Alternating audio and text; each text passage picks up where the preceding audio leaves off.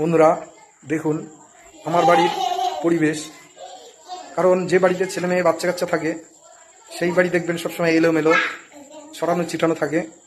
তারপরেও একটা ব্যাপার হলো, আমার বাড়ির পাশে এক বাড়ি ঠিক করছে, তার জন্য তাদের কিছু জিনিসপত্র আমাদের বাড়িতে রেখেছে। এই যে এই জিনিসপত্রগুলো ওনাদেরই, হয়তো কদিন পরে নিয়ে যাবে বাড়ি ঠিক করে। আর বিশেষ করেই দেখুন শুধু দুষ্টুমি করবে। আর একজন ঘরে ঢুকেছে, এবার বেরো। ওই যে দেখুন সারা দিন রাত শয়তানি করবে। তারপরে দেখবেন সবগুলো সব সময় ছড়ানো ছিটানো থাকে। তারপরে দেখুন ডাইনিং টেবিল থাকতো, দেখুন চেয়ার আছে, ডাইনিং টেবিল আছে।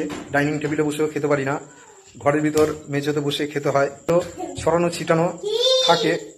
তারপরে দেখুন এই যে যা দেখাচ্ছি, দেখুন ঘরের ভিতর যদিও কেউ আসে তাতে ভাববে যে দেখুন কি নোংরা এরা, কিন্তু তা নয়, কারণ ওর মা সবসময় সাজিয়ে গুছিয়ে রাখার চেষ্টা করে। তা সত্ত্বেও কি নোংরা আবর্জনা হয়ে রাখে, এই বোতল ছড়ানো।